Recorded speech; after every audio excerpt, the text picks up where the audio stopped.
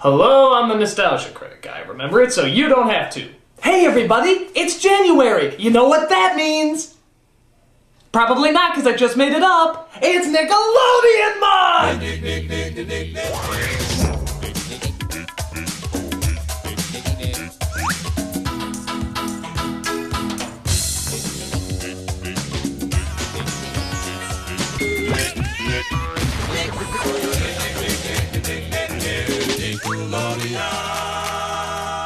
Nickelodeon, the first television network made for kids, by kids. Well, okay, not by kids, that would be stupid, but certainly the first television network for kids. This was a groundbreaking channel with a groundbreaking notion. And what did this groundbreaking creation give us? Mostly British and Canadian shows. But we didn't care, it was on all the time! That is until evening when it would switch over to older adult shows on Nick at Night.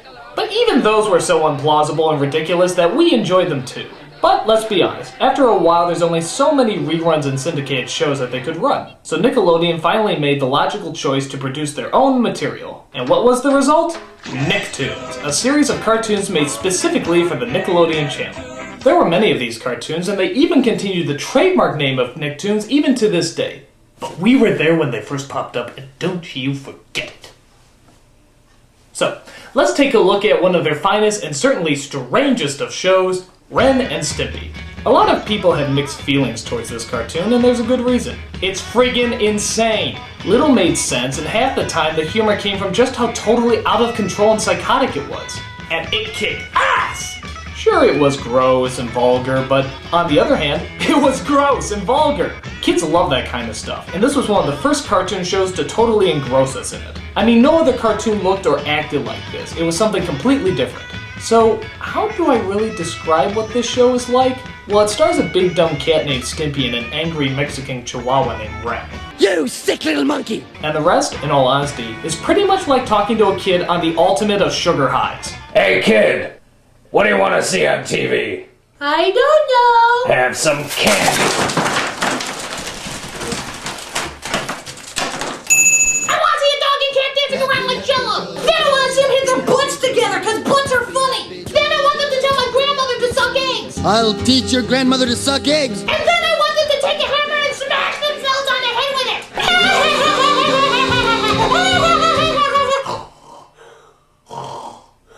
One of the biggest controversies about the show is whether or not Ren and Stimpy are gay.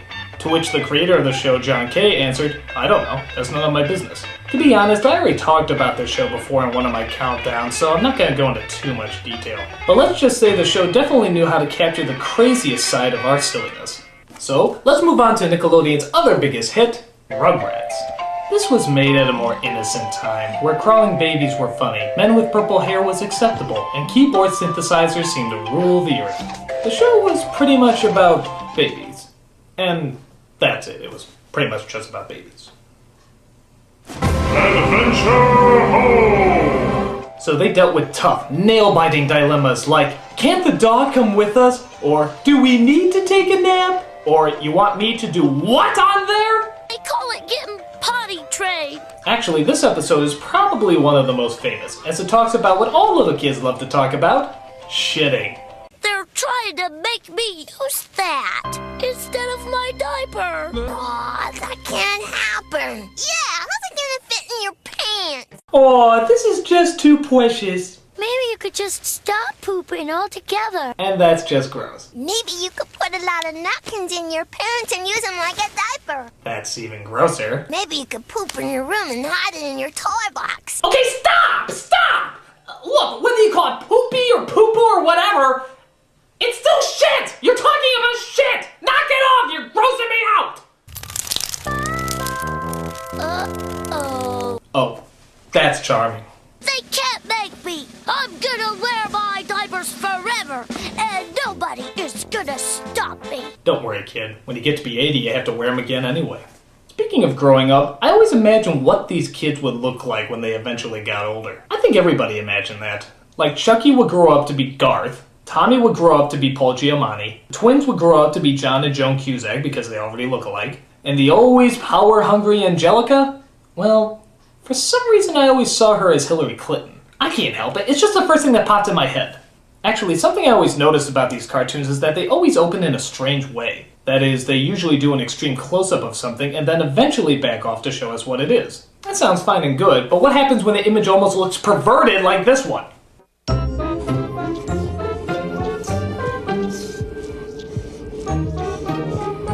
Is it two pigs humping? Is it the inside of a woman's... What is that? Oh, it's the inside of a dog's mouth panting. Duh!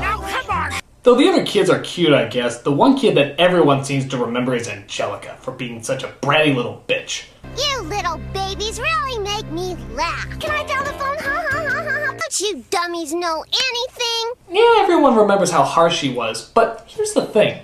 She's so mean that she's actually kind of creepy. Don't believe me? Look what happens when I put her face over these disasters.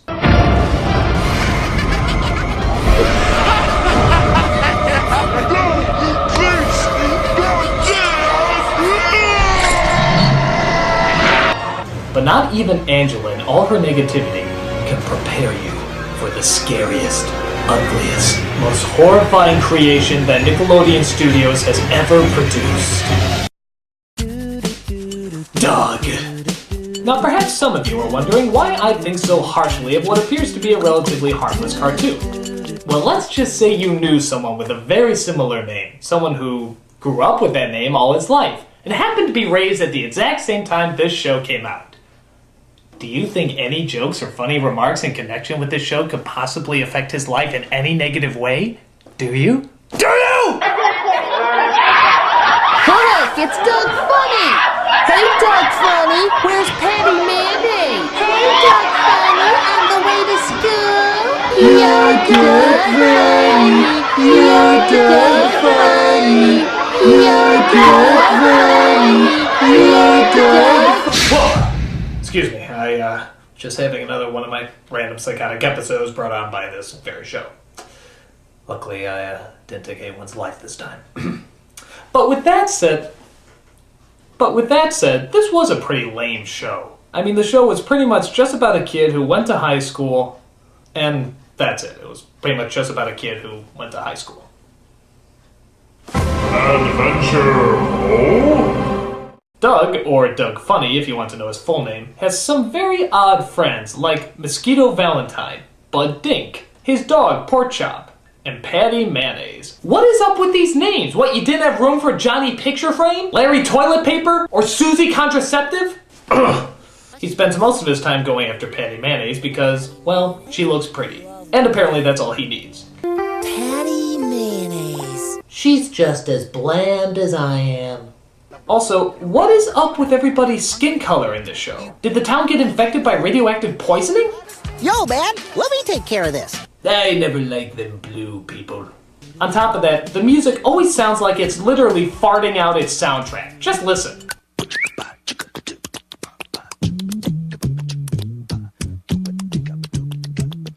We're gonna need a faster tempo. Howard, more pork and beans. There's also this bully named Roger who constantly tries to make Doug's life a living hell. Why? Because all kids with leather jackets are just bullies now. Didn't you know that? It's like an official law. He also travels around with his pet cat named Stinky, who probably lives up to his namesake. This show is so unrealistic. I mean, what kind of boy would travel around with a cat, wear leather, cover his hair in gel, obsess over his looks, and constantly go after a submissive boy roughly his age? Oh.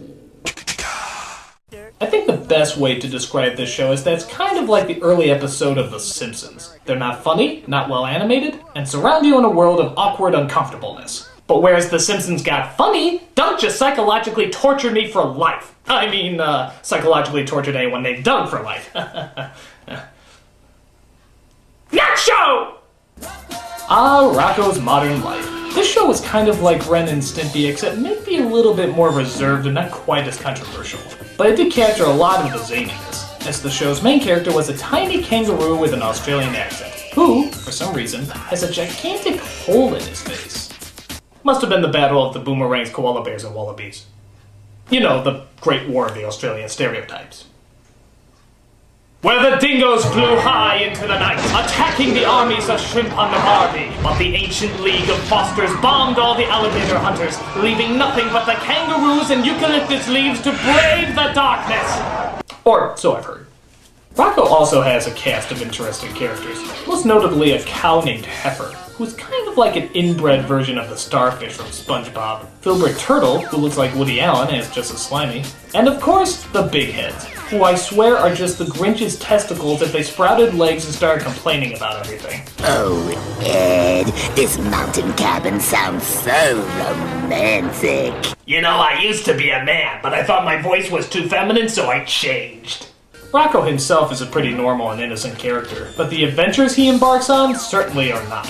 For example, there's one episode where Filbert is looking to practice dentistry on his friend, so he takes him to the Academy of Dentists where he performs in front of a stadium of people, but that's not the weird part. He is then taught by a teacher who is a cat with a hook for a hand, but that's not the strange part. One of Rocco's teeth breaks loose, grows 7 stories high, and starts attacking the city by destroying all the buildings while Filbert tries to dress up like the Tooth Fairy to stop him. But that's not the strange part, no. The strange part is this.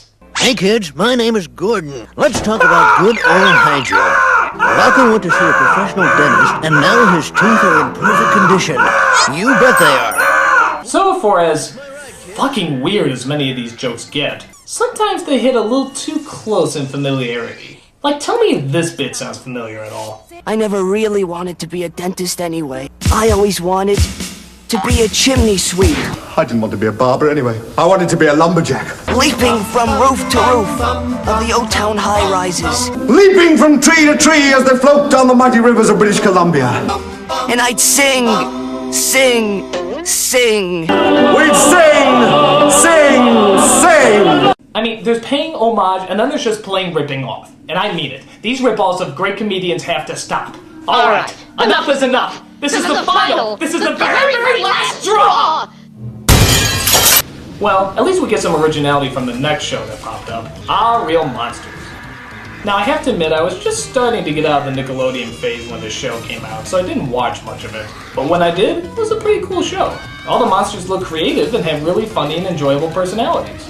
The story was about an academy of monsters whose job was to go out into the world, scare the daylights out of people, and return back with their report of their progress. Gee, wouldn't it be horrible if some other successful studio pawned that off as their idea? Oh, bullshit! So in the lineup, you had Ickis, who kind of looked like the Noid from the Domino's commercials, Crumb, who looks like how most people look after laser eye surgery, just keeping it real, people, and Oblina, who kind of looks like Beetlejuice's dildo, if you had one. I guess she's supposed to have some sort of accent, but God help me if I can tell you which one. They've got to do something. If humans are not afraid of him, they could lose their fear of all monsters. It's like somebody said, this character has an accent. Oh, okay, what kind? Just an accent. They all have to work for their intimidating boss known as the Grumble, who I swear is the cartoon version of Tim Curry from Rocky Horror Picture Show. I'm just a sweet transvestite. The show was good, but I always had the feeling that some of these jokes had a double meaning. Like, listen to some of these lines and tell me if they sound decent to you. Have you forgotten why you're here? Our mothers and fathers loved each other very much, so they... To scare! They what? They what? If you see a monster, just say, coochie coochie coo! Alright, nobody's going coochie coo around my monster. Aren't you supposed to use 2 fingers? Next cartoon. Alright, this is the last show I'm going to talk about because this is when I officially stopped watching Nickelodeon. I actually never saw a single episode of this show, but I know a lot of people did, so I decided to take a look at it. From what I can gather, it's a show pretty much just about a kid in the Bronx. And that's it. It's pretty much just about a kid in the Bronx. Adventure! It's a tough time where kids walk like they're at a production of West Side Story. Girls repeatedly shout the word Arnold for some strange reason. Arnold! Arnold! Arnold! And an army of boys against an army of girls ultimately results in the boys very politely stepping out of their way. I'm hyped! There's a boy named Arnold who is blessed without the pressures of having a personality. His best friend Gerald, the one black person that every white person claims to know. And then there's Helga, who's so tough that she actually names her fists. They're gonna have to answer to old Betsy. That's not so tough. I named my fist too. This is Glenda and Pancake. I know it doesn't seem very threatening, but when you look at the, Shut up! And they had to deal with tough, nail-biting city drama that everybody in the Bronx has to deal with. Like... We're stuck downtown, I'm a strawberry, and we don't have any Again? Even though Helga constantly makes fun of Arnold, she secretly has a crush on him that quite literally drives her to madness. Oh, my poor lost sweetheart. How I love you. And yet I hate you. And yet I love you. And yet I hate you. And yet I love you. We love Arnold. We love him so much. No, we hate Arnold. We hate him so much. Love, hate, love, hate. Also, maybe it's because I don't watch the show, but why does Arnold wear a plaid skirt? I mean, is it a kilt? Is it a jacket? Is he just an open transvestite? I mean, in Brooklyn, that wouldn't surprise me, but come on, how about a little clarification? Oh well, for whatever reason, I guess the show didn't seem that bad from what I saw. But sadly, I've reached my peak by this point. I had grown older and Nickelodeon cartoons no longer seemed to entertain me. It's strange to think that for all the loud and bizarre shows I remember, Nickelodeon actually had a lot of quiet and subtle shows as well. It was like the mood swings of children's programming. But we loved it, every last bit of it. Nicktoons were different, surreal, and one of a kind, making it a very memorable part of our childhoods. And trust me when I say I'm not really as bitter about the whole Doug show as I let on. I mean, it didn't leave nearly as bad a mark as you may think. Oh, the singing. It's coming back! It's coming back! Make it stop! Make it stop! Oh, all I had to do was ask. I'm the Nostalgia Critic. I remember... Nickelodeon.